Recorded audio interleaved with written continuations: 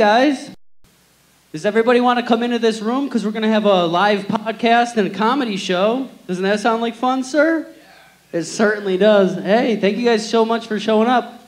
Come on in. Grab a seat. Grab a seat. Grab a seat.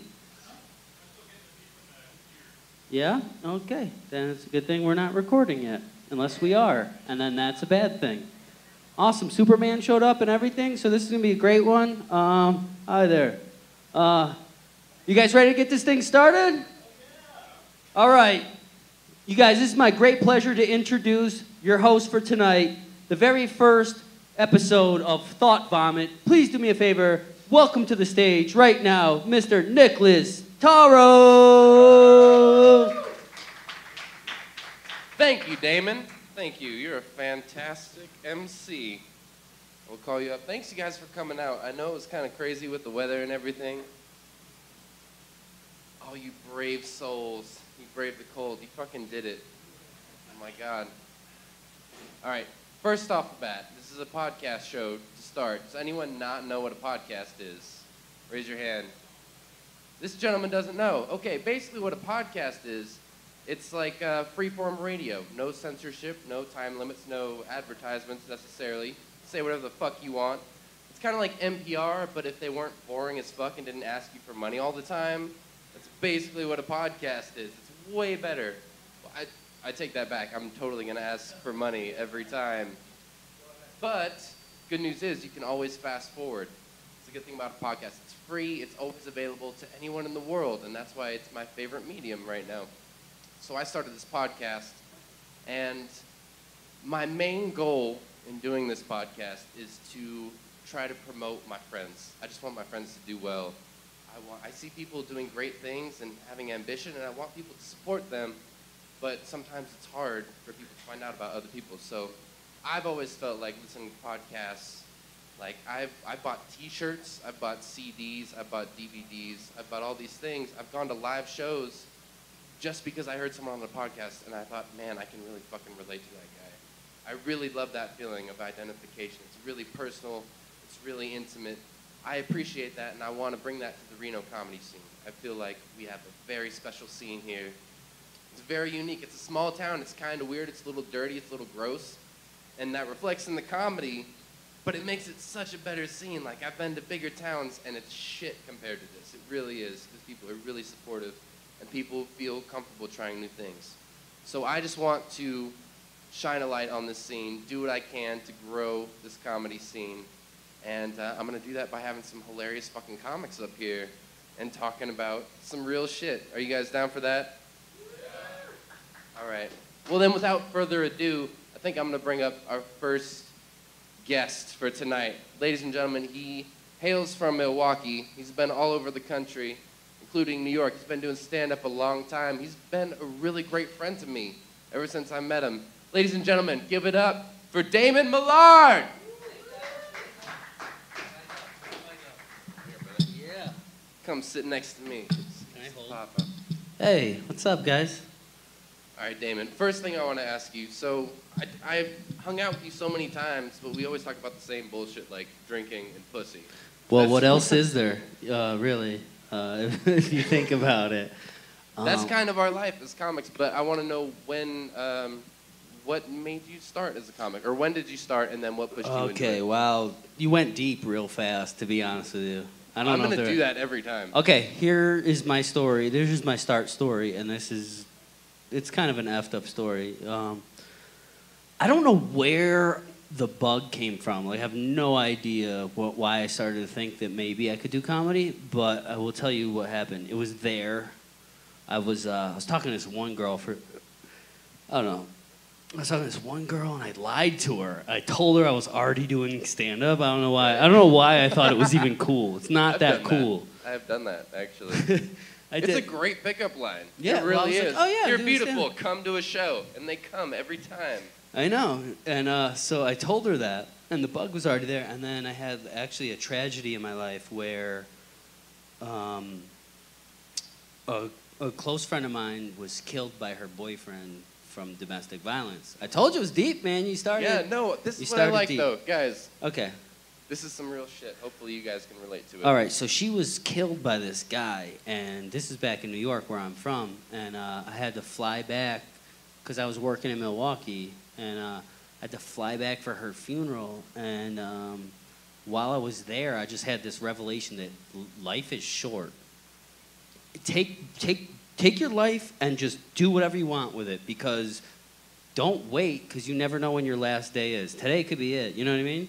And that applies to everything. It's It not does. just comedy. It's not comedy at all. Realization everyone It has was to just come like an to. epiphany that I had. I was like, damn, I gotta, like, I was scared to go on stage. And then the moment that I went to her funeral and everybody was crying, and I was like, man, she's 25 years old, you know? And I was like, and it's over for her. And I was like, it could be over for me tomorrow too.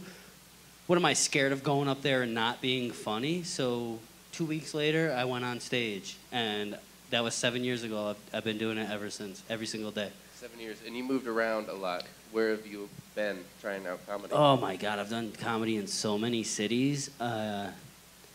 Milwaukee is where I started because I was working in TV news at the time. But I'm from upstate New York, so my first town other than Milwaukee was my hometown when I flew there on a vacation. So I did comedy there, and my mom whipped out a tit like during a show. So yeah, you think that's a joke? For you it is. For me it's therapy. You know what I mean? Like, I gotta pay for that now. It really wasn't that she whipped out a tit. Here's what happened. The guy on stage was talking about breast cancer, and my mom had breast cancer, and she had a mastectomy, so she had a big scar where her tit used to be, and so she just showed her scar. You never showed a scar to somebody else? Not on my tit, I haven't. Yeah, well, she's rugged, bro. My mom she's a longshoreman. She fucking... I can't wait for that. Like, when I'm old and I don't give a fuck and I can just show people the scar on my fucking balls. Like, I earned that shit. Yo, you know how I got this? I got this on 4th Street. Cost me $22 and a cigarette. You're a weird dude. Yeah. Yeah, but that's how it started, man. I was like... So that was 7 years ago. It was 7 years ago, and life is short, and you can't wait. Like, whatever's wrong with your life right now, just forget about it, move on to something else. Some of these people, like, she was in a domestic dispute with her boyfriend, and he punched her till she died. You know what I mean? And if she was thinking the same way that she made me think eventually, she wouldn't have been there, because you're like, fuck you, you ain't shit, go. You know what I mean? Don't wait. Get out now. Whatever, if something is making you unhappy, leave it, cut it off, go. That's how I live my life now. I have a shitty job right now that I picked it up for the Christmas season, and I just walk around there like a king because I don't give a fuck. You know what I mean? I'm not scared to lose it. You're not you know trying what I mean? to get hired or anything. Oh, I'm not trying to work here. I work at Amazon right now, like, for the summer, and it's like, everybody there, I think, is there because somebody was like, yo, you know how you always moving? You know how you're always getting kicked out of your house and having to move? Well, you're good at putting shit in boxes. Why not go to Amazon? And I'm like, yeah, that's true. That's true. You're good at boxes. That's good. Let me ask you, though, so you've been a lot of different places. Oh, yeah. I digress. What's different about this scene? Because I'm new. I started here, so I have a very skewed view of what it's like to come up here. But I've played some other places, and I have a little perspective. What to you stands out about the scene? Because it's small, but it's weird and supportive. Yeah. That's true. Reno's small and supportive, and that's the cool thing about small scenes, because when you go to a big city, no one gives a shit. They just don't care about you. You know what I mean? Like, here, they're like, oh, that's our Nick. You know how many Nicks are in New York City? They don't give a shit. They, like, here's the thing. Everybody wants to jump to New York or L.A. immediately. That's, like, what they try to do. That is the goal. Then you get a writing job, and then you get a sitcom or whatever it is. Whatever That's the formula, or that was the formula for a successful stand-up comic until, like, 5 years ago, when podcasts started coming out, like Netflix specials and all these things. Honestly, I think what you should do is become the king of your scene. Just make people... You see how many empty seats are in here right now? Yeah, I did You should keep working on your shit until this place is so packed that like no one can get in here. You know what I mean? My shit's pretty tight. Well, your shit is tight, but I meant like this other, like this guy waiting to come up here. He's probably the reason no one's here. People who wanted to come see you, were like, nah, don't go, because Nick's not the only one on stage, and yeah, don't be mad at me. But I feel like it's small, but like, of all the people in the scene, no one's trying to be someone else. No one wants to be George Lopez. No one wants to be Dave Chappelle. Everybody finds their little thing. And everyone supports that, as weird as it can be. There's a comedian I saw in New York who was like, you can't come here and expect to be the best. You could come here and think that you're the best hipster beekeeper, and then you're going to find out that there's a better hipster beekeeper on your own block. You know what I mean? And it's true. There's way too many people there that are just killing, and like it's so saturated. So my advice to anybody that's that likes their scene and they think that their scene is growing them is to continue to just be the best that you can be until you absolutely outgrow it. You know what I mean? Like, imagine you have a pair of like. It should be obvious before you think about moving on. Is that what you're saying? It should be a no fucking brainer. It should be a no-brainer. Like, there's nothing more for me to do here. You know what I mean? And like, that goes for everything. If you're the personal trainer in town who's fucking killing it, you should just be absolutely sure that like, oh yeah, I'm done with this. Well, the thing is, you're gonna get stronger if you go to like one of those cities. You're like, because out of necessity you have to. Yeah. You have to be able to compete with this. Guys who come to my open mic have TV credits. So you have to go up after somebody who's been on Comedy Central. You have to go up after somebody who has a special out or a CD, you know, and you're like, damn, I have to follow this dude for 3 minutes? That gives you fire, though. No, it does. So really it makes does. you better, but it also, like, it breaks you down. I honestly think that you should wait. I jumped a little early, but my situation was different. I didn't jump because I thought I was ready. I jumped because I was done with that city. Right. I jumped because I was in love with somebody, and she wanted to leave, and I left. That's a mistake. Dude, love is a mistake. It is. Love's not even real. Oh my God, all the feels. Love's not even real. It's like this thing that they made up in Hollywood to sell fucking cards. Love's not like all picnics and finger banging. It's not. Like, sometimes you gotta pay a cable bill and thaw out chicken, you know? It's true. Sometimes I have a flat tire. Yeah. And I need you to give me rides when you don't want to. Shit like that. Dude, like, I'm in a relationship right now where, like, honestly, I don't know what I want to do. Like, I'm in love with her, but I hate her. Like, I don't know if I want to kill her or kill her harder. Do you know what I mean? She definitely has to die. I'm so done with this girl. Oh, God. I want to, like, make finger paintings with her blood. I'm just kidding. Grocery lists. Grocery lists. All right, I'm sorry. When you talk about killing your girlfriend, that means it's time to bring on the next guest. Okay, of so. This show. All right, cool. I think he's ready. Ladies and gentlemen, he's been one of my best friends since I moved here. I love hanging out with this guy. Give it up for Bryant Tarpley. He's coming. Yeah, give it up. There he is. Hey, after you said he's been one of my best friends, he started walking away. He was like, oh, that's not me. Yeah, sit anywhere you want, man. What's up, dude? Bryant, it's good to see you. I'm glad you make it. You braved the storm. You work on the mountain. Yeah, I drove all the way up from Truckee just for this podcast. How do you reconcile having a day job while at the same time pursuing something as ambitious as comedy? I have 2 day jobs. You have 2, so you're pushing it really hard. Yeah, well, I hate being broke, and it really sucks going on the road when you're broke. Because if you don't make it to the gig, you're even broker. That's part of it, though. Like, I feel like I don't know any comics, except for like maybe 1 or 2 anomalous exceptions, that aren't broke trying to make this work. Yeah, but it's nice to actually go get like a day job for a few months and like work and save up. Plus, I'm trying to get some more film equipment to shoot some sketches with. It's true. Okay, well, yeah, so you bring that up. You're also into filming. When did you get into film? Because I know you've been a comic for a couple years now. You've been doing really great. When did you get into filming, though? That's another passion of yours. Was it that summer where your uncle brought out the VHS camera and was like, hey, just dance a little bit? A year before that, actually. Okay. Take your shirt He wanted off, me to Bryant. film it. Take your shirt off.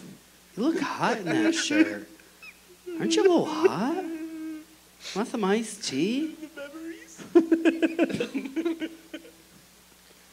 Do you have a favorite film or anything? Because that's one of my favorite Yes, things about it's called you, is My that Uncle's you're always- Fishing Trip. I'm so sorry. I'm so sorry. I've actually never seen that movie. He hasn't finished editing. Oh, yeah, because he's, Yeah. oh, I'm an artist. I want all the penetration to be in there, all of it. I'm not We had to cutting do- out any of it, and the studio won't put it out. We had to take several takes for that, actually, because I kept crying through it. All right. So, I'm so sorry. Only you, I could imagine being like, no, that rape scene wasn't right. Let's do it again. Hey, it wasn't genuine enough. But has it always been interest at the same time? Have you always been in like, oh, film, comedy, same thing, or was it like one after the other? I wanted to make movies since I was like 8 years old. Like I was making movies when I was like 8, 10, Oh, on a shitty camera that my dad had, and then I lost a bet and had to do stand up. What? And then I've kind of like put film off to the side for like 5 years. Talk Just about that stand-up. bet. Like, how was that a Not- bet to do stand-up? I was. Yeah, it you was don't at really school. I was in lose. high school. Okay. No, like I lost a bet and then I had the punishment was I had to go do stand up. Why is that a punishment? I don't Because know, I was don't understand. terrified. I'm terrified to like speak in public. That's why It I is can't scary look. to do. Yeah. So like I'd done like improv, but there's other people up there with you. And I'd done like theater, but never like just me up there with something I wrote. So there was nothing that happened that like encouraged you that way. You just lost the bet, and you're like, "Fuck it, this is my life now. I'm gonna tell my Yeah. shitty jokes to a tiny crowd. This is all I'm gonna do." What if your You just- bet was to wear a dress? Would you be wearing a dress right now? I'm wearing a dress after this show, so I know, because we're going on that date Yeah. to La Familia. I'm going to get chicken parm. I don't know about you. I would get the fried ravioli. I'll get the fried ravioli then. Hmm. Did you see this? Whatever you Did said, you see yeah. this intro he made me read? Oh, fuck that. No, read Ladies it. Brian, and I have a gentlemen, question allow for me to you. introduce your host this evening, host of the You host said of the Thought host Pat- in three- Thought Vomit three podcast. times. Your host, Nik Taro, who's also your host. Hey, I'm your host, Nik Taro, the host of the Vomit Show. Also Good host name, right? of It's my... catchy.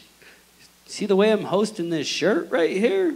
Did you want people to know that you're the I'm fitting host? it pretty good. Yeah. Oh, and then the end, it actually says Hold for applause. I was hoping you would say that. That's why I wrote it. I was hoping you would say it and no one would applaud. Oh my god. I They knew you were didn't. going to get me off They track, didn't. dude. They Every didn't. fucking time I hang out with you, you do something to like throw me off. This guy That's gave why I me love Four hanging out Loko with for this the guy. first time ever, and I barfed so much that my girlfriend won't let me drink anymore. That's true. I force-fed him alcohol because it was hilarious. Dude. You didn't warn him about Four Locos? You know what? He knew what it Superman should spin around the 12%, world bro. and reverse it so that I never have- drank that Four Loko. I have nieces because of Four Loco. You have I have nieces because of I think they're directly nieces. responsible for... Are both of Four their Loko. legs the same length? You know? Dude, that shit is poison. That shit is liquid crack. Yeah, It's like Kool-Aid crack. and you had it when they took out like all the caffeine. Oh, I It put was- some caffeine This in was was it. some after all the caffeine, okay. college kids died. Yeah. Definitely. Yeah. That's why they stopped putting caffeine in it. So good, though. It was It good is. going down. Ugh. It was so good going down. How do you reconcile... Okay, here's a question I have for both of you guys. How do you reconcile... Because I feel like being a comic, I want to experience everything I can just to have like a wealth of things to possibly write jokes about. How do you reconcile some self-destructive tendencies or like some hedonistic things like drinking all the time? That's part of your job. You go out and you hang out and you drink, or you, I don't know, maybe you do coke sometimes, maybe you do this or that. But you can kind of reconcile, it's for the art. Have you guys ever had any struggle with that? Where it's like, maybe I'm not doing the right thing, but I'm getting good jokes out of it. Dude, I write all my best shit when I'm like in that depression funk. Do you know what I mean? Yeah, Do you get absolutely. that? We're like nothing. You're not like you'll see a puppy video on YouTube and you're like, oh my god, I'm about to cry. Oh no, I gotta flip over back to porn. Like That's how I Wait, get. Like, wait, hold on. You put the whole screen in the kiddie video? 'Cause I put like porn on half of it, and then like the video. Yeah, but I'll blow up too soon. Do you know what I mean? Oh, you know what? That's a So good like, tip. yeah, That's a good tip. don't do that. No, it's weird. I get in this really fragile zone after I've been drinking like really hard the night before. Like it's all that stuff like that you keep hidden comes to the surface, and that's when I write. When I'm hungover. I write like crazy. It just won't stop, and I just have to keep it coming out, and then that's what. Do you turns feel like into it's jokes. a defense mechanism? Of Like you're course it trying is, to man. avoid anything by writing jokes? Of course it is, dude. That's I'm how I afraid feel. of myself. I hate myself so much that I hide behind this and that and this and this and all of it, and like. But like when I do comedy, when I'm up here on this stage, and it's just me and them and the darkness and the hot light. Goes Dude, away. It all falls It's away. all. It's right just there. you're finally you, man. You're just like a ghost voice. It's so weird. It's true. Do you have any experience? Because I've been trying to write about painful things because I like the idea of taking some painful memory I have and through humor connecting with people via that. So it's kind of a hard road to walk. But Brian, have you ever had to deal with that? Or tried to use it as like a therapy? Yeah, I mean, I definitely write my best jokes when I'm depressed, which is why I work at a sandwich shop. I write so much more when I work there. Like 90% of my jokes that written in the last few months have been while I'm at work. Yeah, I also worked at a sandwich shop, but you weren't an artist and I was, so take it down a notch, okay? I can show you how to like do cubism on a 12-inch. Cubism? Cubism on a 12-inch? Sounded really weird, didn't it? Yeah, that did. It sounded like the intro to a different porno. Someone write that down. I want to look it up. Okay.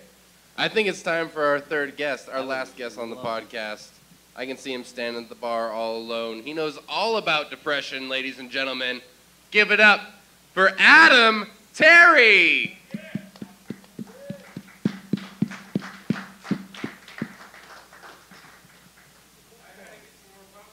Slow Do they walk make to- fresh popcorn? No, it's like 9 years old. This is for all of us, right? Just sit down, Adam. Why did you not? You can just sit on my lap. Why did you not pick? Oh yeah, you like Because that, don't you? Fucking weirdo. I'm fat and I don't want to sit in the middle. That's why you like people sitting on your lap because you're fat. It's Yeah. a Santa Claus kind of thing. There you go. All right, so for those of you who don't know, Adam has been a comic for about, like 6, almost 7 years? 2 year. 3? It'll be 3 in April. Either way, you started before me, and I've always looked up to you kind of in Oh, the thank scene. you. And we've gone on the road before. We've been spending a lot of time with each other. Do you want to tell everyone about our Portland trip? We went to Portland. Nice story. Yeah, Yeah. great. Woo! Cool story, bro. We went there. Portland remembers us. That's all that needs to be said. No, we went there. We did some open mics, and It was shittier than I thought. How right? much tofu did you guys there were do? so many people there. I was excited to be like, oh, we're getting out of Reno, out of this small Sorry, town. man. There's going to be a lot of people and a lot of smart people in the audience. And it was a little... It was Bit of a midnight. bummer. Midnight at the last show. There were 12 open micers. So there's a lot of people there. They want their time, and it was nice to get the time in. We had 3 open mics in one night. That was awesome. I got so shit hammered at the last mic, I don't even really remember much. Okay, well, you don't remember that one. That was the No. worst one. Yeah. So we did like For me. 3 open mics in a night. It was bad. First one, that was when we kind of encountered that weird PC thing that comes along with playing a smart crowd. Like, people understand the jokes, they're very smart, but they're like looking at each other and like covering their mouths when they're laughing because they're not sure if they can laugh about it. Right. Like, they I don't- have a Floyd Mayweather joke that pokes fun at him beating women, and I obviously am not defending that, but like the black dudes are looking at the white women, and the white women are looking back at the black dudes, and no one's sure if they can 'Cause laugh, everybody's but it's guilty. fucking funny. I know. Everyone's guilty, but there's that weird thing where it prevents Dude, I a know. show from going well. Reno's dirty enough for that shit to work, It works here. That's why I, I like like it. it. But Dude. then also it's the competitiveness But it also- thing. Like, people are super competitive, and they don't want to give you time. like people purposely mispronounced my name while I was up there. For real? Yes, for real. How do you know it was on purpose? Because I shit on the guy during my whole set for You being shit an on asshole. him? Wow, I did. That's a porno for sure. Hey, he gave me 5 and he lighted me at 1 because I know how long that first joke goes. I think we So should I have was like, known. okay, well, no one's interested. I'm just gonna do my shit jokes for the shit audience. Welcome to and the big shit city host. mics, though. But it was like, I mean, I feel good about it as far as like reading the crowd and being like, it doesn't matter. I'm not gonna do my best jokes for these people. But dude, this game isn't But at the same fair. time, I just didn't Nick, expect people to be that rude. Nick, 'cause let I me came tell you from here. something. This game's not fair.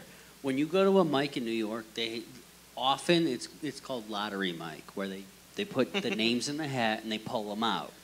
It's really weird how many times this guy who hosts the mic, his friends go up first all the time. It's weird. Isn't that weird?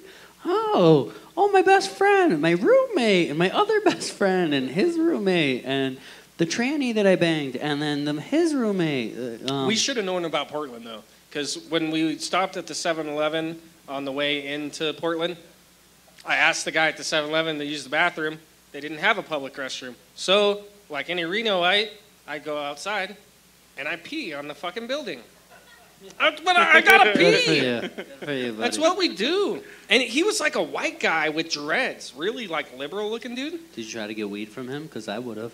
He would have arrested you, bro, because he came outside. He would have gave you the weed, like, hell yeah, I got weed, and No, thank this guy you. was really Now you're upset. arrested. He too. yelled sex crime at me He did. He as I'm pointed and peeing. screamed. He goes, what I the was in fuck are you parking doing? lot. I go, oh my God. I was Sex scared. crime! Sex crime! That's a sex crime. That's what he What said. kind of shit? Like, what kind of shit is he in that when he Well, sees he's- someone's peeing that he calls it a sex crime? While he's staring at my dick, I felt violated. I wanted to file a report. He was That's like, really- sex crime. Oh, sex I did some crime. creative pee graffiti on the wall. You know, probably something else they could book me for.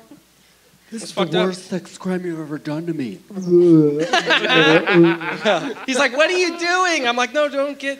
No more. between my pee no and the more. wall. Where are you going? Fuck you, dude. I hate that because I've done this. Like I've done this super liberal. It was a bar where I was doing a show in Milwaukee, and I like. Man, I ride that line of like, is it okay to say this? But usually, what I'm doing is I'm trying to point out the hypocrisy of like your thoughts. You know what I mean? So I'll say something that I don't really agree with, and then people just like panic and shut down. Do you know what I mean? Yeah. It's like, I've oh, I can't, experienced that. I don't want this subject out there. Like, I do a joke about Anne Frank, and like people just like, they just shut down, and I'm like, and then as soon as the joke's over, I always do the save where I'm like, are you guys mad that I reminded you of something that happened? Something you already know about? It's like, I didn't do anything.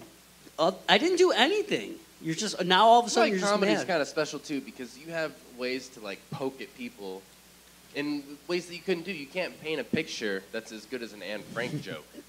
You know what I mean? No, Like, you can't, because there's nothing that quite Well, digs at people as much as If you painted jokes and Anne ideas. Frank outside of the attic, that'd be better than when she was in the attic, right? Anne Wouldn't it? Frank's That's a better double wide picture. attic. Yeah, I believe it. She was in an attic, right? She Am was- I totally? Yeah. Is this? No, she Okay, was in a That's not Anne basement. Frank. Anne Frank was blind, deaf, and She was in dumb. a. Oh, that was that one. That was Anne Frank. Anne Oh, Frank man. was blind and deaf, and you're so. Well, dumb. who was the Nazi? Helen Keller was the No, was Yeah, the Helen Jew. Keller was a Nazi. She was a She Jew. was hunting down Anne A Frank. Nazi Helen Jew. Keller That's was the a story. blind That's right. Jew. I remember. My No, eighth this grade is true. teacher was full of shit. No, this Start is true. getting high Helen with you Keller guys. was a What the blind fuck? Jew that has more kills than any other U.S. soldier. Did you know that? Oh yeah, hip. And she was a and- sniper too. She was so good. She was like blind. And Mr. she also Rogers. she also played that song on the movie Ray, and she was just like killing it. She was good at that. She was a Yeah. black guy. yeah, she was a black guy, and she was killing it. And I remember that. she also was Will Smith in the first Black Men of Black. Yeah, she was. Anne Frank had a Men cameo in of Black is that's a porno that I saw. That's way different than Men in Black. Yep. I had an idea for a porno. It's a Disney themed porn. What is it? Cherry Poppins. Oh God, that's so I've good. thought of that one before. You have? Well, you So didn't say it. I did. I beat off to it though. I've seen that one. Okay, I want to round Crab table a loved couple it. things while we're up here. Isn't it weird that like wait, here's the thing. Yeah, the what's Little the Mermaid thing? only can give head though. Like for unless She has the bird pussy. because it's all like Well, she would have like the thing that like she shoots eggs out of, right? You could probably just. like that. Yeah. That's what it sounds like. Yeah, Yeah. exactly. Nailed it. You got Yeah. it. I don't know. I've never fucked a fish. You guys will have to. No, clue she's me a in. mermaid, bro. Get it right. This Equality is so for weird. mermaids. People are Equality. watching a podcast. This is so weird. Is it? I've Hey, done man, a dozen of these things, or maybe more. It's always fun, man. Yeah, but it's weird that someone's watching. Hey, I'd like it. to say I Redenbacher don't know, I don't don't got think shit on so. this more I know people all are these watching guys. this than They're have pretty ever listened to a podcast I've done. That's a fact, Really? actually. That is a fact. Yeah. Do you know what facts are? Yeah, don't be such an asshole. Maybe other people will keep listening to you. Oh, are after they this. leaving? Yeah. Are we walking, We wouldn't people? They would rather be out in the snow right now. I can still. Are count you? them all Are on my we walking, hands. people? All I the can thing. see Maybe is we the should- maybe we flickering should of have these done the gorgeous stand-up candles. They're It gorgeous. is weird. We have Alright. like we have a candle on stage on the table, and it's like super romantic. It is. I feel. Yeah. Let's You're share right. some I want to spaghetti. blow all of you guys. To be You- honest, I- with you. I want to be blown. Yeah. This. I kind of It's want the to do best that Lady podcast in the ever. Tramp thing. That's not a But stretch. since we don't have pasta, we have to use like. I have one more question No. on a round table. Can you think of anything particularly that was encouraging to you as far as comedy, but maybe it applies to other things that people want to do with their lives? Was there any moment where you were particularly encouraged, like, oh, okay, yes, I'm doing the right thing with my life? The day Or Robin right- Williams died, it encouraged me to keep doing what it, because that's a void I'd like to fill. Really? That's interesting. Ooh, You we, wanna heard, feel we had a something? from That's people. weird though. I think Yeah, that's interesting. strange. That was You- kind of a spur. That You was thought kind it of was a like nervous a calling, talk. like do you oh, actually feel that way? Or good. Do you, No. like- That was okay, a well smart- then actually answer the fucking Oh, question. I'm sorry. Him then. first. I no, went I'm out of not turn. first because it can't be first because Doesn't I don't have matter. an answer. Anyone who wants to. I'm drinking a beer right now, so I can't answer. All Something right, well, encouraging. for Why are me, we all Wait, say it avoiding again? this? I can think of two things while you guys well, then think. why don't you do that? Then why One don't you thing ask that us? was encouraging to me, my friend PK, who was a guest on the show last night, one thing he told me, because I was depressed, I was like really down in the dumps, my jokes weren't coming out right. I was saying all the words, but it didn't feel right. And I was talking to him one night after a show, and he looked at me and he was like, every time I go up, I want everyone to think I'm having the most fun out of anyone in the room. And I just kept doing that, and now I always have the most fun out of anyone in the fucking room. And that's a great philosophy, so I try to do it. Sometimes I fail, but something like that, it was something I could really hold on to. And then one more encouraging thing I had, there was a headliner who came to town, Brett Ernst, and he was really nice to me. I hung out with him all night while he was here. He's one of my heroes. Like, he knows my comedy heroes like Joe Rogan, Joey Diaz, Dice Clay, Dom Herrera. He knows these people on a first-name basis, and he asked me to come back, and he got me a spot when I wasn't going to get a spot. So he had no reason to be nice to me. He just was, and it was, like, encouraging to me. Like, I've never had that. Like, playing guitar, no one's like, oh, yeah, you're not there yet, but keep going on guitar. No one's ever encouraging. Or if you're like some scrawny person lifting weights, people aren't going to be super encouraging to you. But I feel like I have like at least 2 moments in my life where I was reassured that I had a chance at doing comedy for a living. That's a long So, answer to yeah. your own question. Jesus I'm gonna Christ! save us a damn. bunch of time. Hey, can I ask Same- my own question that I have an answer prepared for? Whoa. I've never seen someone interview themselves more than the guests. Seriously, That's like, not what I Answer the wanted to do. question. hey, where did I get this All right, blue Nick. shirt? Oh, Salvation Army. Oh, what's the Salvation Army like? It's really cool. When you die at the Salvation Army, do they like put your clothes back on the rack? Yeah, they do. He came in here naked, sir. Sorry. Just died here naked. Do you want to buy some socks? Like, it's so weird. I had a moment in stand-up where I realized it wasn't about jokes. Wow. It's just not. It's not about jokes whatsoever. It's about you discovering you and talking about you. You know what I mean? It's very selfish, which is why it's really hard to make a living at it. Because unless people are like, oh, I get this dude, you don't have anything to offer them. You can't offer everything to everybody.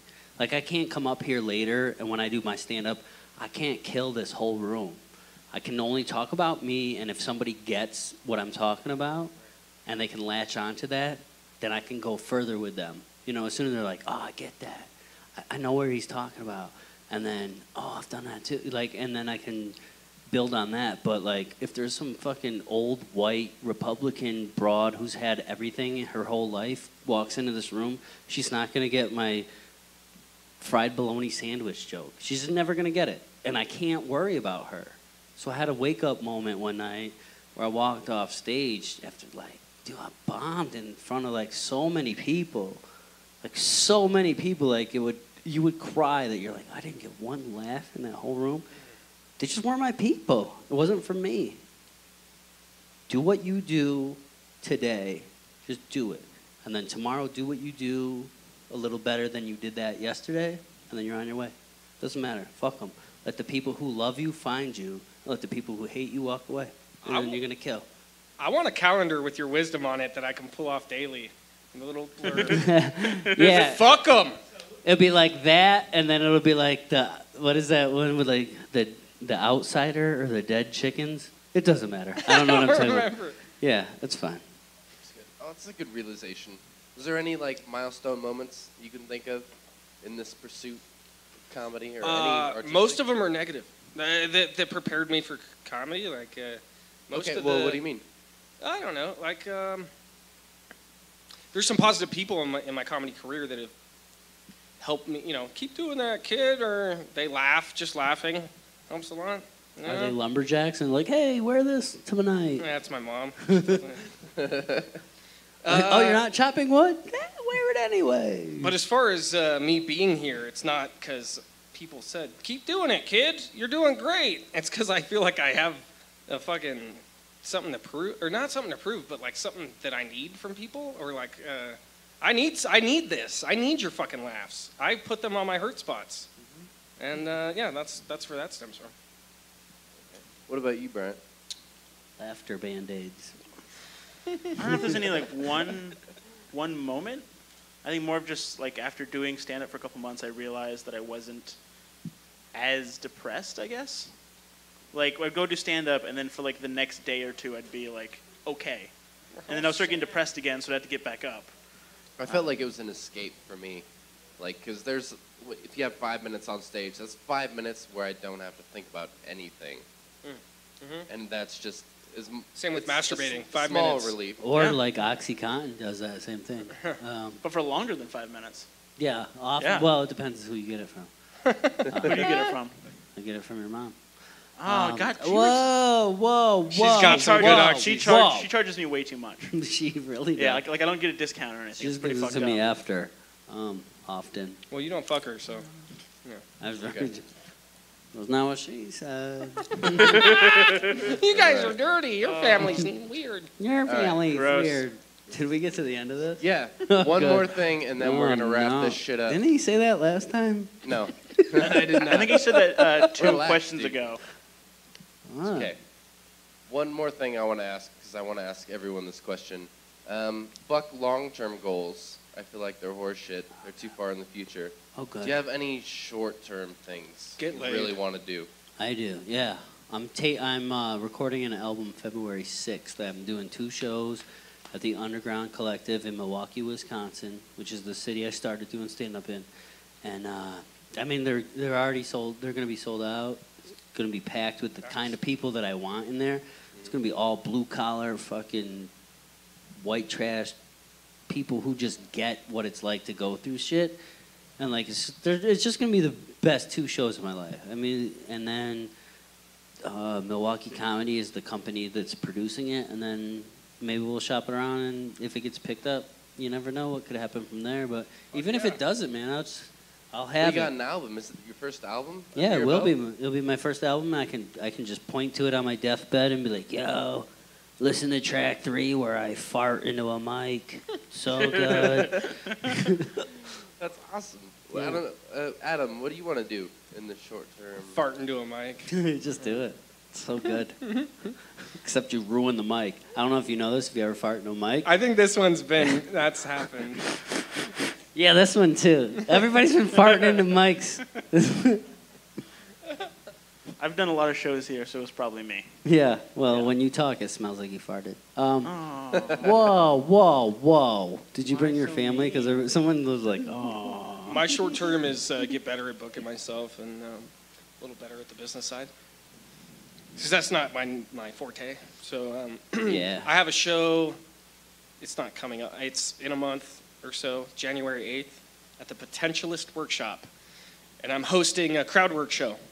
And some of you guys might be a part of it. I don't know. Anyway. Yeah, remember when you were like, hey, do you want to go? And I was like, yeah, I think potentially. Damon's on the show. Nick helped me create this idea, and I'm hosting. And it's going to be all crowd work, and I'm proud of that. I think that's going to be a lot of fun. So that's what I'm hoping for short term, is that I get better at promoting myself. And I realize that it's not just about being able to go to that one open mic, that one Wednesday night, but having a town where we're able to promote shit like this, have people actually come out. I'm surprised there's actually four or five, however many people I can see. Yeah, despite Because this is awesome, and this is where it starts. Half full. It starts with booking shows and having your friends come out and having people support, having dicks like me come up here on the mic. So it's awesome. I appreciate that. Cool. Hey, you got thank an you guys. applause Yeah, break. That thank was you so cool. much. Yeah, go ahead. Oh, wow. Oh, What? I met him in a men's room. He was like, hey, where'd you get those panties? And I was We like, all oh. met. We pretty much all met in that same men's room. Oh, yeah, because Yeah, you it were was, you were actually lifting me through there, right? And you were like, and I was like, you were all greased up, so I was kind of sliding off. And like Nick came over and caught me. He was like, don't Oh, go yeah. anywhere, Angel. I caressed And him. then I asked for a towel because I was kind of greasy. Yeah. And then you gave me the towel. you had Yeah, sandwiches I though that's too. right. I was in the stall, like kind of watching everything, Yeah, and yeah. I kind of joined in. Uh-huh. And I found like an And opening. then what we did was, this is really weird. Have you ever tied two poops together? Because this is a hard thing to do. What you do? We both you That was crap. our first podcast in the Oh yeah. bathroom. Well, when you crap, you have to crap together, and then when they meet, you quickly have to do like this Boy Scout. It's like a twisty turny thing. Indian burn. It's like an Indian burn, or like also like a almost like a pepper grinder type of thing. And then what will happen is It's like you're making pasta. Yeah. Gotcha. You make a stalagmite. Stalactite. Stalactites from the ceiling. Oh, okay. So Does it's that a answer your stalagmite. question, actually. sir? That's Sorry. exactly how we met. I wasn't actually. correcting you. I was just So that's all. All right. Yeah, I Simple think that's story. a great- Also, KKK meeting. yeah. that It was was in the bathroom at the that was the KKK second meeting. accounting. Was the Right, meeting. right. Those guys were there to protest, and I was there to be like, I was selling rope. So, You sold a lot of rope that night. yeah, I sold so much. And wood and gasoline. Yeah. Uh-huh. I'm really good. I'm a good salesman, you know? That's all. Yeah, that's a good note to wrap up on. Anything you guys want to plug before we end this? Well, I'd Yeah, like- I would like to plug wood and rope. Buy it. Don't buy it from your local dealer because you don't know how many minorities made that. Find a nice white guy who has it in his yard and buy it from him, because then you're supporting this country, okay? Also, Donald Trump is the best. You better vote for Donald Trump, or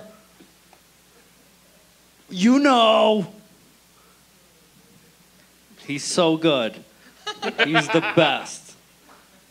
Hell yeah. Great plug. We're big supporters of Donald Trump. We bet. Yes, we are. Anything, you got your show at Potentialist, Adam? Anything else you want to pump up? tomorrow night at Virginia City. Come hang out with us. Yeah, Red Dog What Saloon. time? This isn't for the people listening online. This is for you guys. Oh. You have nothing to do. Virginia City, 9 o'clock. There's a great stand-up show. At least 8 comics, all of which I respect a lot. Bryant, is there anything you want to plug? You respect some idiots. No, I'm sorry. Yeah, I got a few things. You should go check out sketchaddiction.co. It's my website where I put up a bunch of my sketches. And then look out for The Roommates, which is a web series I'm working on. Nice. Oh, hey, I forgot to plug my website. Okay. It's DamonMillardComedy.com. So it's my full name that usually shows up on a lot of court documents, and then comedy.com. Okay. Cool? Put up a link to that. That's it, guys. That's it. That's the whole goddamn Thank podcast. God. Now Give we're it going up to do for some yourself fucking sitting jokes, through that. right? Woo! All right. So what we're going to do now is we're going to take a brief intermission, stretch your legs, get another drink, go to the bathroom, and then we will start the comedy showcase. You'll get to see all these fine gentlemen tell their well-crafted jokes. Jokes. Jokes! Yeah. Fucking jokes! All right, thanks, you guys. Thank you.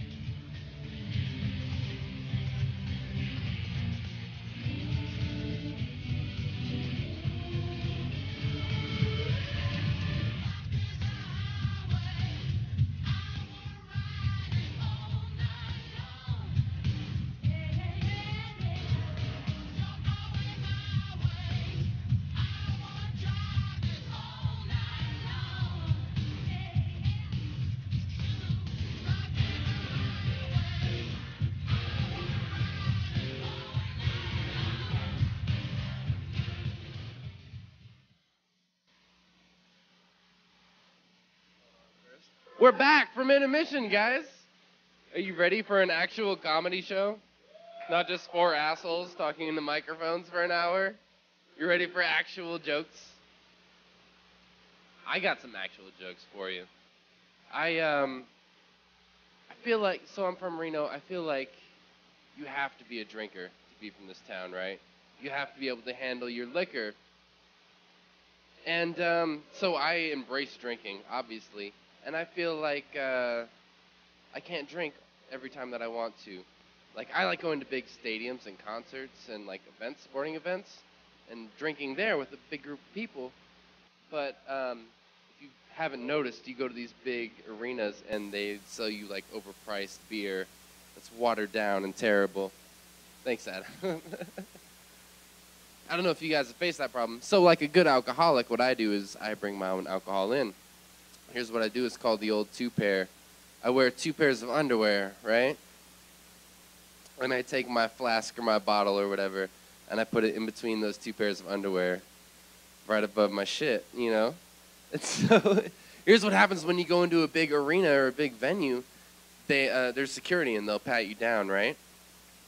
So they go down your side, and then they come up, and if they're, like, extra brave, they'll, like, tap you right there, give you a little love tap, you know? Here's the beauty of the trick, though. They're going to feel something. They're going to know something's going on. But no one's going to look you in the eye and be like, hey, man, why is your dick hard right now? What's going on? If they do, it's like, oh, I have a medical condition. And technically you're not lying because you're definitely an alcoholic if you're trying to smuggle some shit in like that. Oh, my God. Yeah, I love how gross this town is. I love that you can be weird in this town. Like, you'll hear the craziest things walking around in the streets. There's some things I'm noticing, though. There's some things you'll never hear in this town. Like, I've never been walking around and, like, ran into someone, and they were like, hey, I just had the most intelligent conversation. That's one thing you'll never, or like, hey, the river looks really good right now, doesn't it? It looks so good. El Nino coming through. You know, that never fucking happened. Or, like, you ever been walking around downtown and your buddy steps in something? Never hear someone be like, oh, don't worry, man, that's definitely not piss. There's, like, at least 50-50 chance on that. You're stepping in some bum's piss. I've stepped in piss before, though. I'm going to be honest. It's getting some gross shit. There's, like, 6 dudes up front. You guys know what it's like to be a bachelor, right? When you just let yourself go. You just let it all go. You just be gross. Let me see if you guys can relate to this. Have you ever been, like, peeing in the toilet and it's cleaner afterwards than it was before? You just make a game. You aim for all the shit growing inside of there. That's the best game ever. Or, like, you take a shower and you smell worse afterwards because you haven't washed your towel in 3 months. Some shit. That shit happens. Sometimes I'm taking a shit and I grab a used tissue out of the garbage because I don't have any toilet paper. You ever been that desperate? Sometimes you get a crusty one, you're like, oh man, I hope I had a cold and I blew my nose in that. Oh my God. I just enjoy being gross, especially on stage, but I just enjoy being gross. I remember when I had lost my innocence. You guys are millennials, most of my friends who came out, you grew up with the internet, right? So you were kind of exposed to a lot of shit really early on. Do you remember when you lost your innocence? Is that like a vivid moment? For me, it was when I watched Two Girls, One Cup. You guys remember that? There's like some PTSD looks. People's eyes get like really big when I bring that shit up. Here's the weird thing about it though, like, it wasn't because I watched the video and the gross shit that I saw. It was like, as soon as I finished watching the video, because I watched it all the way through, as soon as I finished watching it, my first thought was like, man, I should probably make a sandwich or something. I'm kind of hungry. And that's when all hope was lost for me, and I was a disgusting human being, and I decided I wanted to do comedy, strangely enough. All right, guys. I hope I got you all warmed up. I'm going to bring up your first comic on this showcase. Ladies and gentlemen, and thank you again for coming out. I know it's only a few of you, but I feel really good having you out here. And I hope you support this next guy. He's one of my favorites, one of the funniest people I know. Ladies and gentlemen, give it up for Adam Terry.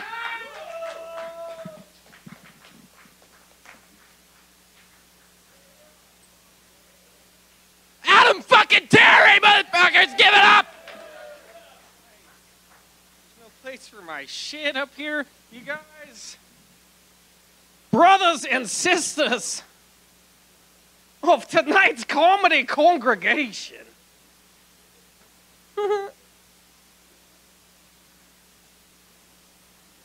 I ask that you let the spirit of laughter into your hearts. Open up your heart spaces for the spirit of laughter. Can I get a ha-ha? Yes, I feel the spirit. It's strong in this room tonight. If you came here tonight because you've been feeling sicker, you came to the right place. You come here tonight because you've been feeling ill. You came to the right place because laughter is the best medicine. That's right. Laughter is unless you have herpes, then medicine is the best medicine for you. You can't laugh off herpes. You guys, I tried it. Doesn't work. It's not doctor approved. If anyone ever tells you that you forgot about them, you forgot about me. You forgot. I didn't forget about you. You were in the back of my mind. You were the Rosa Parks of my thoughts. Yeah. But now that you said something, straight to the front of the bus with you. Sorry your feet hurt. That wasn't my fault. It's unintentional. One man's trash is another man's treasure. That's a horrible way to tell your kid they're adopted. You're just a shitty parent at that point. A shitty wannabe parent. I'm sorry, Billy, don't cry. Billy, don't cry now, son. Your parents were really nice people. They threw this couch in with the whole deal. It was really nice of them. They were sweethearts. Yeah. We were caught up in the adoption garage sale at the time. Billy, don't cry now, son. I love you and the couch very much. You're both very dear to my heart. I remember when I was adopted. That's what they told me. One man's trash, another man's trash. You grow up quick when you're adopted, and they tell you that. No one's adopted? Anyone adopted in here? No? Okay, you guys don't know what I'm talking about then. I don't expect you to laugh at those smart adopted jokes. I'm sorry, you have another question? Oh, your cousin's adopted. Right on. Well, fuck him, right? That's fucked up. Because, like, your aunt and uncle are fucking shitty people, but your parents are cool because they kept you. But your aunt and uncle, they probably don't give good birthday gifts either. What do they give? Not any shits about their kids because they're adopted.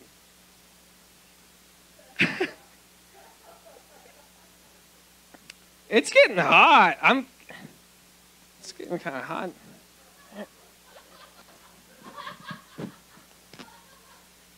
Take this off.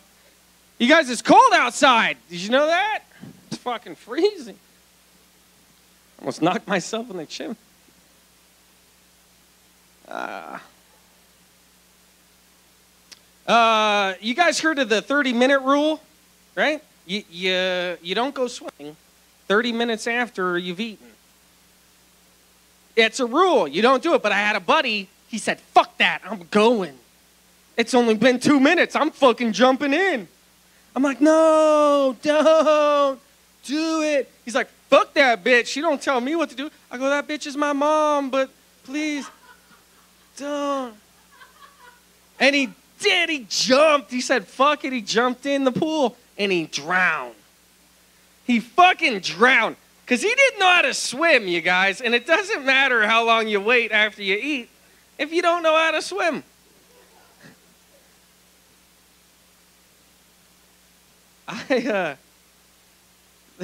they say to die doing something you love. That's how I want to go out. Die doing something I love. But some people love some fucked up shit. It's true. Like if you're a rapist, you want to go out raping someone. That's fucked up. It's gross. I know. We'll get back to that. My ex-girlfriend, she liked having our dog take a shit on our neighbor's lawn. Even though our neighbor hated it, he told us, please don't let your dog do that. I think that's why she loved to do it, was to piss him off. But how ironic is that she would die while her dog's taking a shit on our neighbor's lawn. She just dies on our neighbor's lawn. More shit for our neighbor to have to pick up, right? It's fucking ironic. But like the rapist, he wants to die raping someone. It takes kind of the stigma out of being a rapist, though. Because sure, you're raping someone, but they're fucking a dead guy, you know? Potatoes, potatoes. You know what I mean? Who are you to judge? At least I'm dead. You still have to live with that shame. You have to live with the guilt. Fucking a dead guy. The Grim Reaper. You guys know him. He's one letter away from being the Grim Reaper. It's that E that separates them. Can you imagine if he just fucked people to death? Or he could have been, what if it's the other kind of grim? Like he's just really depressing? Like as he's raping you, he just tells you depressing facts about how many soldiers died in Iraq or something? He's like, you don't know how many kids die of hunger in America every day? Yeah, it's sad. It's sad. Almost as sad as this rape. Yeah, that's kind of... or if you added a P, it'd be the Grim Rapper, right? He's like, my mom fucking died. Her name was Christina. Much like the hurricane of the same name. But this Christina died of cancer. And much like the storm, it was also a disaster. He's just like a rhyming, depressed guy. That's his thing. It's fucking hot in here. You guys, why is this so...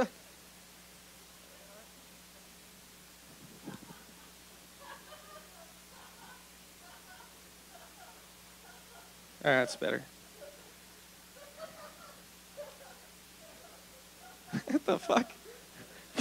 He sounds like a retarded sprinkler. Oh,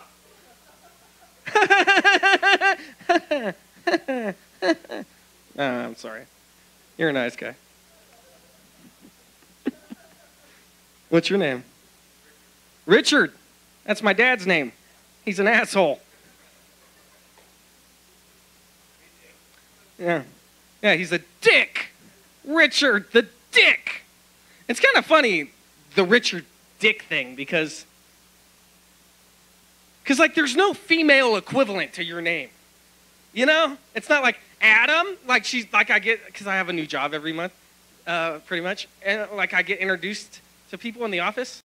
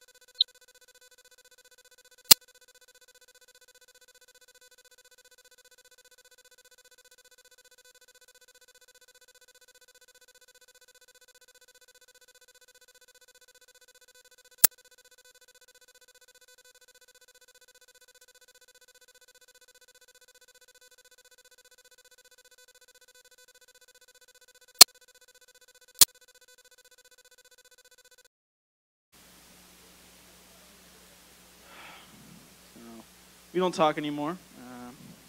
She thinks I got all uppity now that I lost weight. It sucks. I hate dieting. It's fucking horrible. So I do it for like a day, and then like I get off of it for like 3 weeks. So I lose a pound and then gain 8. It's my diet. No, it sucks because like I walk past I walk a lot because I live in downtown Reno, and I'll walk past a restaurant and I'll be like, oh, that looks good, and I'll immediately become what I call a food pervert. I'll walk by a restaurant and be like, oh fuck, that looks good. Oh, that burger got bacon on it. Oh fuck yeah. Oh, and double cheese. Oh fuck yeah, that looks so good. Oh my god. By the way, this is not where my dick is at. My knee just hurts. Just trying to be truthful here, you guys. My knee hurts. Penis is way up here. It doesn't even pass like right here. Like there's actually nothing here on my pants. Like it's actually more way up here. These pants are deceitful. Where was I with that joke? Oh yeah, so I am not allowed to go back at McDonald's anymore. Some sexual harassment clause or some shit. Can't rub yourself outside the playland. It's just McDonald's fries are delicious. All right. I've been trying to figure out what to do with the rest of my life in case the stand-up comedy thing doesn't work out. Because so far I've paid rent like 6 times in 5 years. So it's probably not a good career when you pay the rent like less than half the time. It's definitely a career you shouldn't keep doing.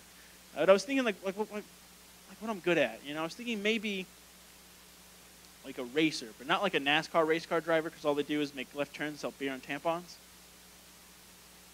If you go to the South, they have tampon commercials with like NASCAR race car drivers selling this shit. It's ridiculous. Even has like that like the car sound like Tampax tampons. That's no. I'm not a woman, but I'm pretty sure no. That's gross. Weird. Where was that again? Oh yeah, racing. I was thinking like more like a drag racer, you know, with the dress and the high heels. Just I got fucking strong calves and ankles. I can run in some high heels. There's not a woman in this room that could beat me in a race in high heels right now. All right, you got 2 weeks of ankles. I'll break that shit. They're down. My roommate, he got some shitty luck. When he was 19 years old, he went to a bar with a fake ID, and he picked up a girl. And they went back to his place, and they had sex. It turns out that she also had a fake ID. But she was 16. And this was not in Reno, Nevada, where apparently that's legal. Gross. Yeah. Place with prostitution and 24-hour alcohol. Of course they'll have 16 legal. No, so it wasn't legal where he was at. And now I've learned the lesson that he taught me, which is that whenever I go to a bar, like her ID might be fake, but if she has a MySpace account, there's no fucking way she's under 18. Check MySpace, you guys. They can't fake that shit. I really love going to weddings, because every time I go to a wedding, there's always some drunken asshole who makes a complete ass of myself.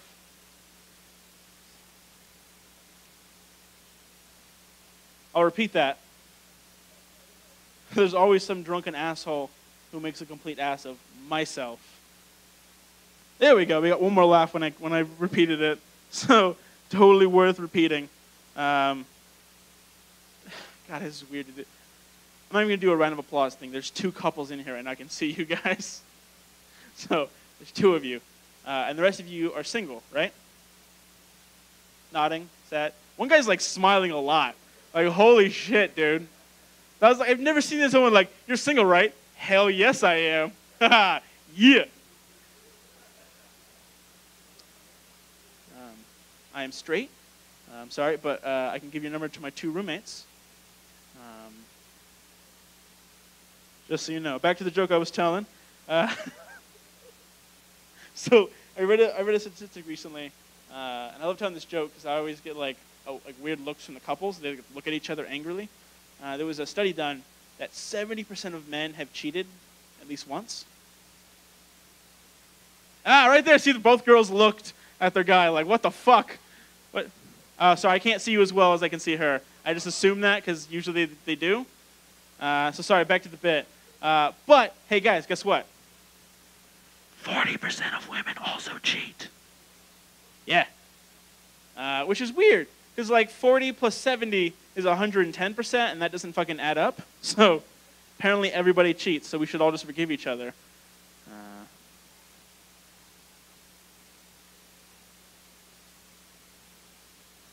You're Asian, aren't you? You're good at math. Fuck. Stop it. It's a joke. Also, I'm Jewish, so I've done the math, all right? Thank you very much. I've already got this shit handled.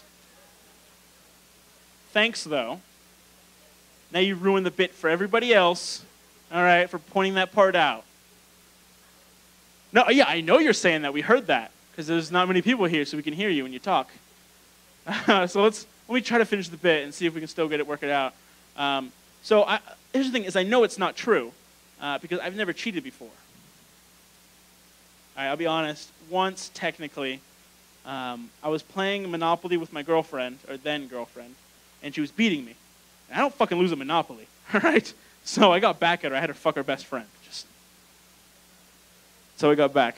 I don't count it because she beat me in Monopoly, so I had to fucking cheat.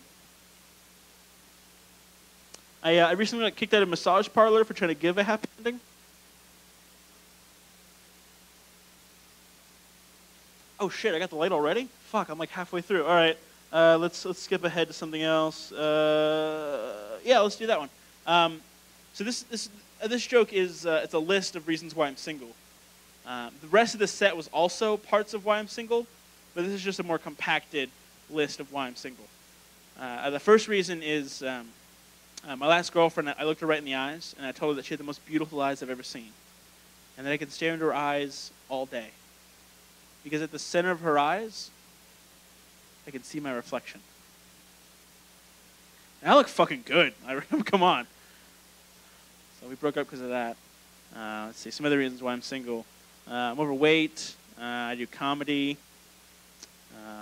I have horrible nightmares about ninjas attacking me, and I do fight back.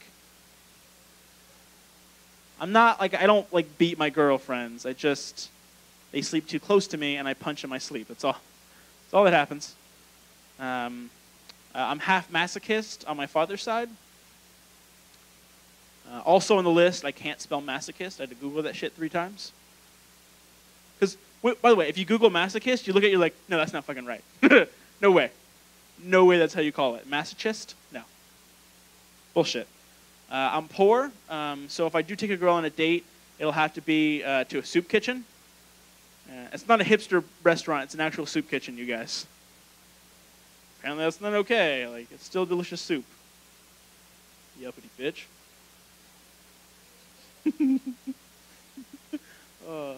I have like way too big of a penis for a toddler, but too small for a man. It's just women don't like that. Like, too big for a toddler, but too small for a man. It's not the right size. Let's see. I think the last reason why I'm single is that whenever I'm having sex with a woman and I'm about to come, I quote 80s movies. There can only be one! Which is from the movie Highlander, and also only one of us came. So, how much time do I have left? Because I can keep... One more? All right, I'll do one more. Women, I want to apologize real quick. I swear, there's more like female-friendly jokes on here. It's just Nick is such a dick and won't give me more time, so I have to skip past it. So I just want to apologize on Nick's behalf. I'm sorry, but I'm going to call you all out for being a bunch of liars. Guys, I'm speaking to you right now. Women have been lying to us for years. They've been telling us that the G-spot is in this general area. Go find it, dummy. And then making fun of us when we can't. When they've been giving us the wrong roadmap. It's like, go look in this area. But really, I found out it's on their back. And I found this out because I was giving a girl a back massage, and all of a sudden, like, she kind of like tensed up, like she froze. Her foot started like twitching and did like her toes curled, and like her face made the orgasm face. And I mean, like, the doctor said I broke her spine, but no, I know what I did. I gave her a 6-month-long orgasm that ends in death. All right. All right, thank you guys for coming out. My name is Bryant Tarpley. Please be on the lookout for Roommates, the web series about the shittiest roommates in the world. Please welcome to your stage your host, the second funniest Nick in all of Reno, Nik Taro. Ladies and gentlemen, Bryant Tarpley. Oh my God, I fucking love you, Bryant. I can relate to you so much. Do you guys want to know why I'm not a catch as much as he's not a catch? It's because I'm not fucking smooth. I pretend to be smooth, and I'm just fucking not. Like, I ruin, like, even when I have everything going for me. I've met a girl, I slept with her, the sex was great, I still ruin it every time just because I say dumb shit. Do you guys ever fall prey to that? Like, one time I was laying in bed with a girl, I was like, hey, I wanted a glass of water, right? So I was like, oh, can you do me a favor? And, oh, wait, can you do me 2 favors, please, babe? And she turned over in bed and she was like, if you ask me to suck your dick one more time, I will fucking stab you, motherfucker. Right?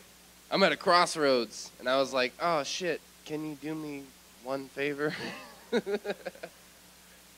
I'm not good at that. I'm not good at being smooth. Let me say one more thing about not being smooth before I bring up your last comic. I like sending drunk texts. It's my favorite time to text people. I feel like you have nothing to lose when you send a drunk text. My favorite one I ever sent, I was talking to this girl that I didn't really know, and I was trying to find out about her, but she kept saying the same thing. She was like, oh, I'm an open book, you know? Just ask me anything. I'm just an open book. Just over and over again, that shit. And I got fed up with it. I was super drunk, and I was like, oh, I don't want to read your book. I just want to find the page with your tits and make them stick together, you know? That's what I... Oh, my God. It's so much funnier in retrospect, right? It's so much better. All right, guys. Speaking of coming on titties, let me bring up your last comic tonight. One of my best friends in town. You know him from the podcast. You've seen him everywhere. Damon Millard. He's somewhere. Give it up for Damon.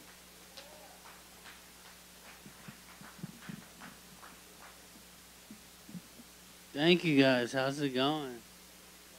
I guess so. Hey. I'm very drunk right now because I don't want to be hungover. That's how that works. You guys ever have a hangover?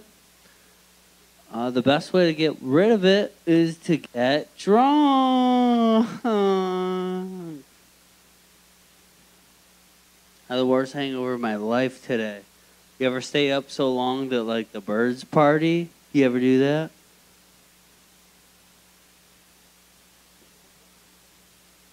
I'm so wasted right now. I do this all the time. Like, I get so fucked up. You ever have a life-threatening hangover? Where you just want to, like, Gatorade on an IV? You know, where you're just like, you ever have that thing?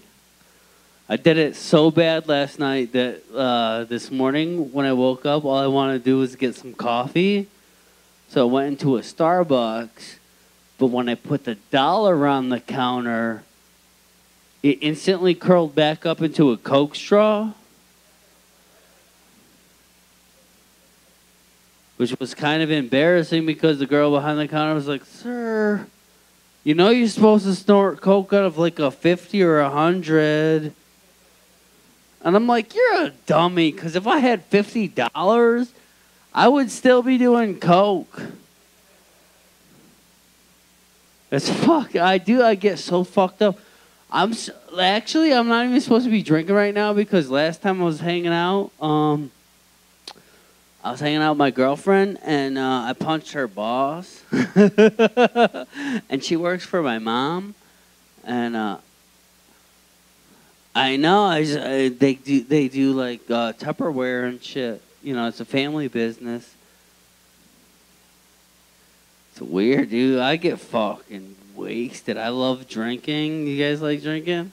I drink Miller High Life. That's my favorite drink. I don't just drink it for the free diarrhea. I drink it because it's the champagne of beers. Have you ever had champagne from a can? It's very good. So good. Never had that? Fuck you guys. I'm not even the worst of my friends. You guys have that one friend that you can't go out with? You guys got that person? Right? It's her. I know it. Like, it is, though, right? You have that friend, like, 1 minute they're all calm and peaceful. Next thing you know, they think it's a great idea to, like, take a piss on a cop car. And you're like, yo, come on, dude. It's driving down the street. And this is a parade. You ever have that happen? That's like all my friends are so fucked up, man. My friends are so twisted. I like to get fucked up myself. I smoke a lot of weed. You guys smoke weed? Yeah, I smoke these things called woos. You ever have this? That's where like when somebody puts coke into a blunt. It's like, okay, it's a blunt, right? It's marijuana rolled up into a cigar, but with cocaine. Like, I don't know who invented this shit, right? Like, I don't know who was sitting around getting high like, yo, you know what would make these drugs better? Drugs. I don't know who that was, but here's the thing, like pot and cocaine, they're two different subjects, you know?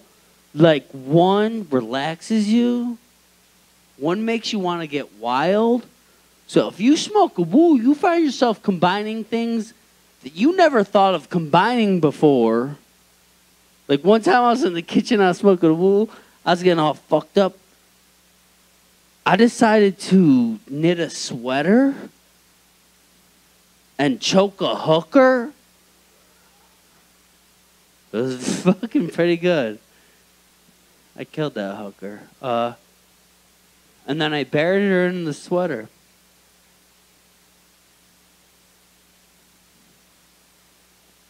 I don't think anybody believed me. Especially the hooker's daughter. No one believed me about this. I get wasted though. I do. I know, I'm from New York City. Got anybody here, everybody in New York City? No? Oh, you did? Okay, because you just got back. He's like, yo, I got mad weed, yo. Extra expensive. That's why I'm wearing this Superman shirt so everybody knows really expensive weed that I'm selling. Oh, I put out an ad in the paper that said, if you see me in a Superman shirt, ask me for weed, because it's super fucking expensive weed. It's the same shit you could buy here, but this shit's been through Times Square. You have lovely women hair. Did you know that? Your hair, I want to bang you so bad, dude. I've jerked off to girls uglier than you. Do you know that? You're so fucking hot, man. I already came twice. I've only been on stage for 3 minutes. So weird.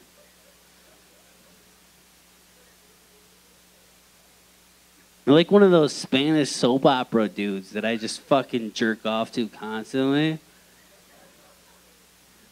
I jerk off to guys like you because I'm like, yo, he could bang girls that I can't. Like, that's... You're dope, man. You're kind of hot. I don't really like you, but, like, you do stuff I could never do. And that makes me hard as fuck. So, nobody? Nobody, just me, huh? It's fine. I don't need you. I just need what you get. You ain't shit, dude. I'll stab you and steal your panties. Wait, what? What were we talking about? Was it funny? Because I doubt it. Oh, my God. I grew up in New York, and it's really weird when you're in New York City because, like, has this ever happened to you? Have you ever caught the back end of a conversation that you're not a part of, and you're just trying to figure it out? Like, check this out. One day I was walking down the street, and there's this lady. She's just freaking out, and she's, like, crying, mascara's running on her face, and she's screaming into a cell phone. She goes, well, if they don't have motor oil, just get Funyuns.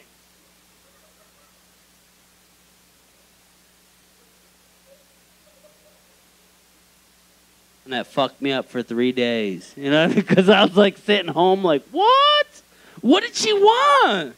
What is going on? You can't have, what? What does she need? Like, what problem did she have, you know, where her first solution is motor oil, but when that's not available, she wants a salty, onion-flavored snack. Nothing runs on both of those things. I think it was a sex thing, you know? Like, it was like, hey, they don't have motor oil. Have him put his dick in Funyuns. I don't know. It bugged me out so much. I also had this lady, I was at the gym. I like to talk to people. I love talking to people. I was at the gym. Have you ever had somebody, like, explain an outdated term with an even more outdated term? I'm at the gym, right? I'm talking to a super old lady, like way old. Because it turns out I'll do anything not to work out. And she goes, my daughter, she met her husband at a sock hop. I go, sock hop? She goes, yeah, you know, like a town roundy? I was like, what? And this is how I knew she was old, because she goes, which one of these water fountains is ours?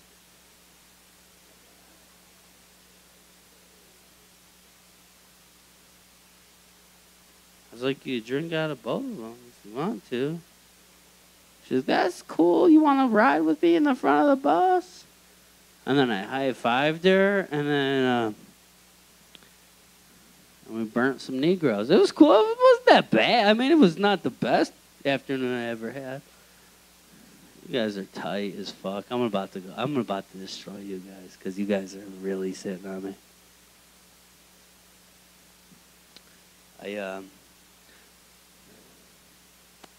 Did you guys know that the last day of slavery was a half day?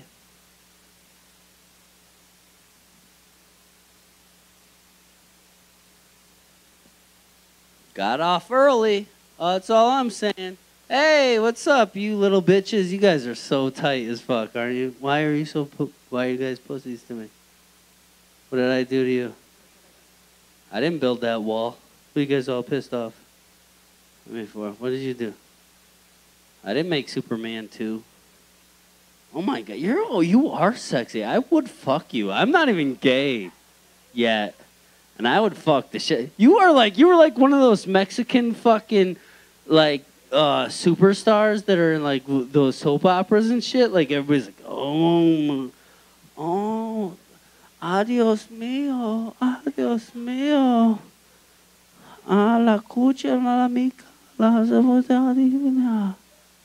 I would fuck you, and I'm a dude. That's how weird this is. This is getting weird up here.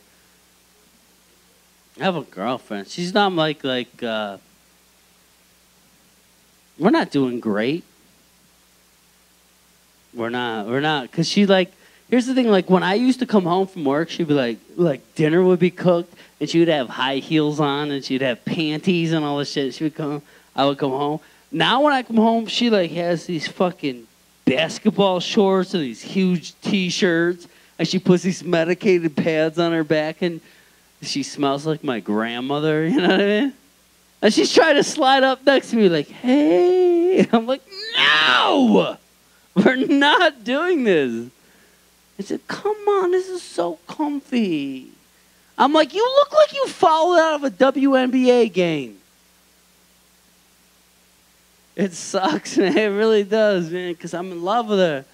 Like, here's the thing. Before I met her, I used to have this shitty apartment. You ever live in a place where the walls are so thin you could literally hear your neighbors plotting to rob you? Like, yo, no, he's got a Super Nintendo over there. Let's break in as soon as he goes to work at 6. I'm over at my place. Like, I don't work till 9. Yeah, we got to wait till 9. We're going to fuck him up. I took a girl back here on the first date, right? It was a fucking first date. Just your regular first date, too. It was like we were watching TV and eating cereal. And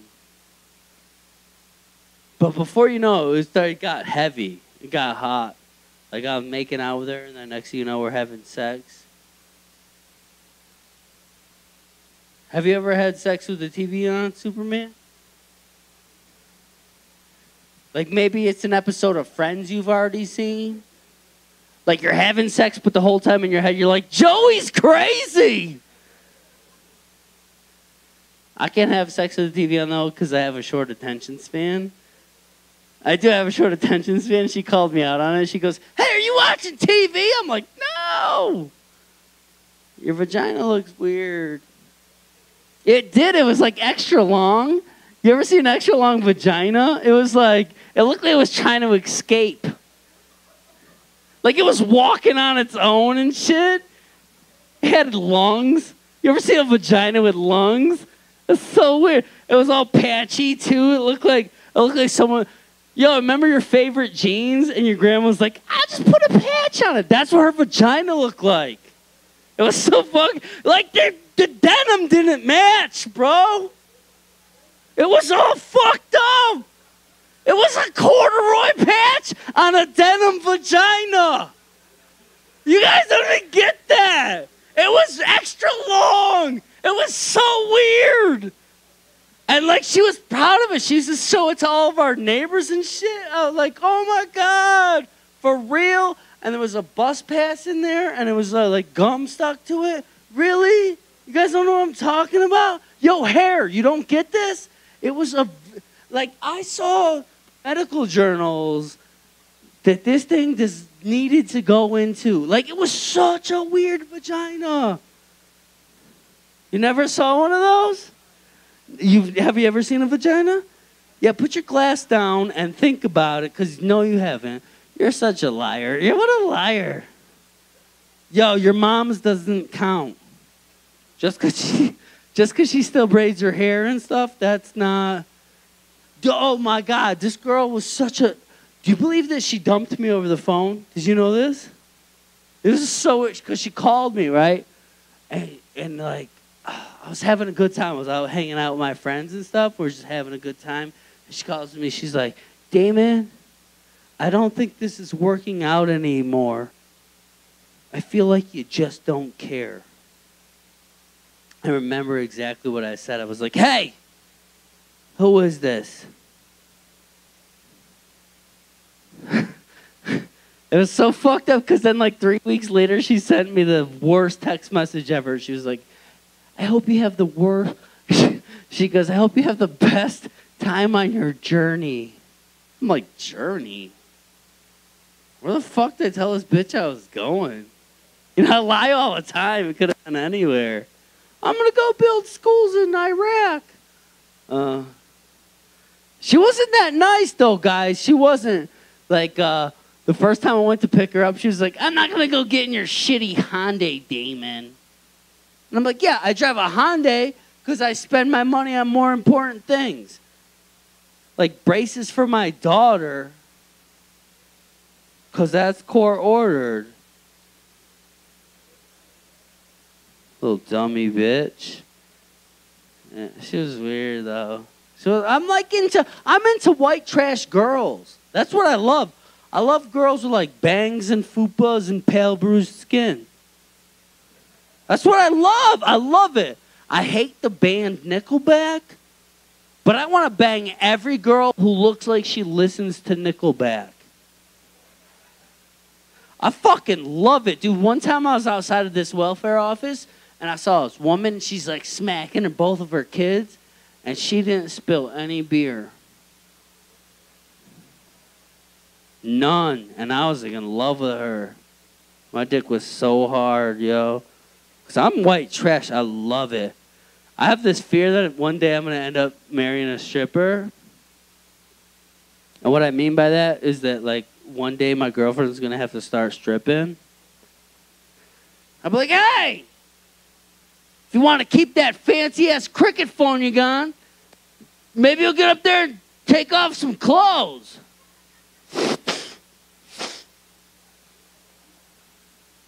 Next time, don't marry a dude you meet on a bus.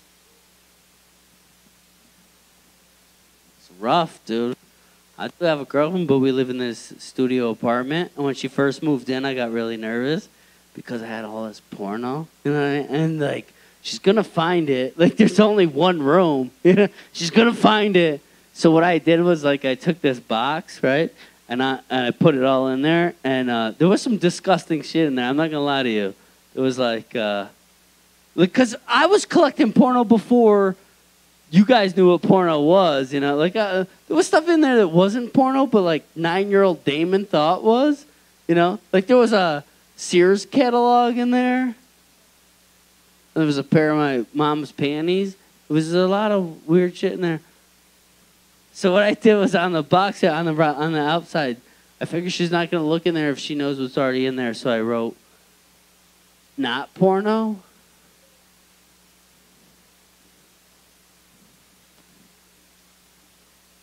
So we lived in the same room, right?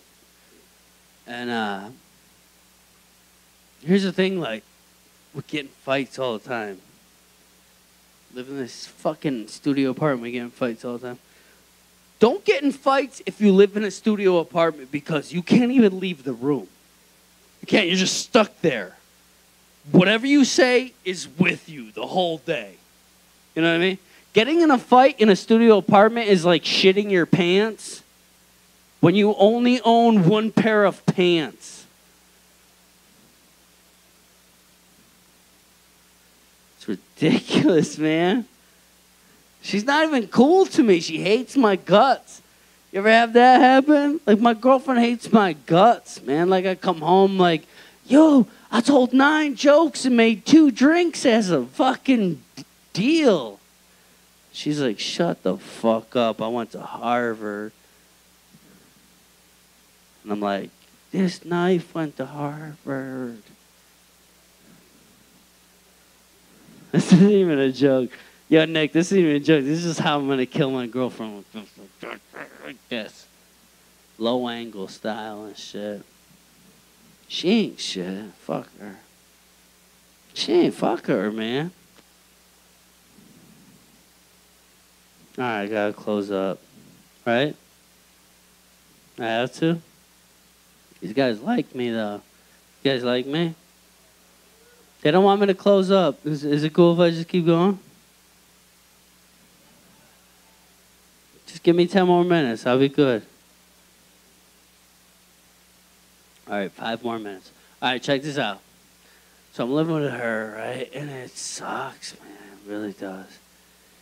I met her and I fell in love with her. And, like, she took me back to her family's house on Thanksgiving. And we had to stay in the den, right? We had to stay in the den. And they put up this air mattress. But we were still, like, in love, so we were having sex on an air mattress. You guys ever do that? It sounds like you're trying to pop a balloon, right? It just... Okay, picture this in your mind. If you've never done this, picture this in your mind. Imagine trying to have sex on like a moon bounce.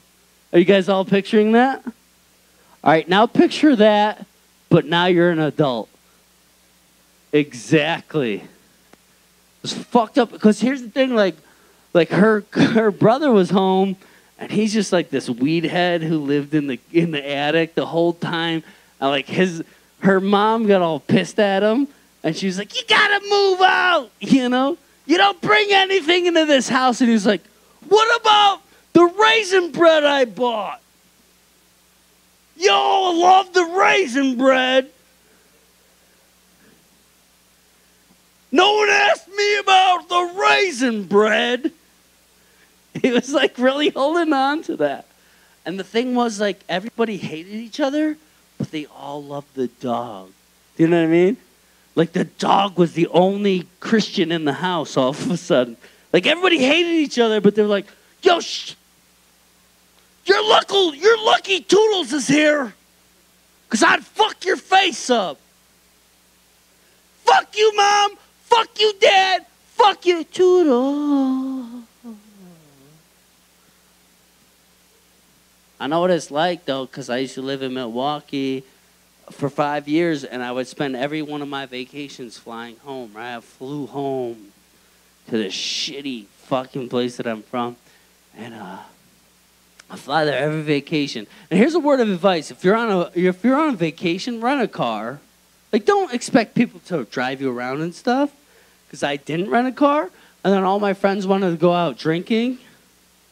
I don't know when the last time you had to go up to one of your parents and be like, "Hey, Ma, can I get a ride to the bar?" Right, but she's nice enough to take me, right? She throws on her slippers, her robe, and her fanny pack, and we go. We're just bumping Christian music in this fucking minivan. But as we're pulling up to the bar, I have to stop her because my friends are outside and they're all fucking hanging out with these hot college chicks. And I'm like, "Mom, stop. I'm going to walk the rest of the way." And she goes, "Okay, but you be home by midnight." And I'm like, "No, I'm not going to be home by midnight because I'm a grown-up." I am. I'm grown up. I'm responsible and independent. And can I borrow $5? Right, and I get $5 and I get out the car. And as I'm walking across the street, out of my corner of my eye, I see that her window starts to roll down, right? It's just like, zzz. I'm like, fuck. She leans half of her body out the window. And here's what you got to know about my mom. She looks exactly like the HBO Crypt Keeper. She's just been mummified by years and years of smoking Newport 100s. And she goes, "Damon! Damon! Put your wallet in your front pocket! You don't want to get robbed! There's a lot of blacks around here!" I'm just like, "Oh my God, shut up, Mom!"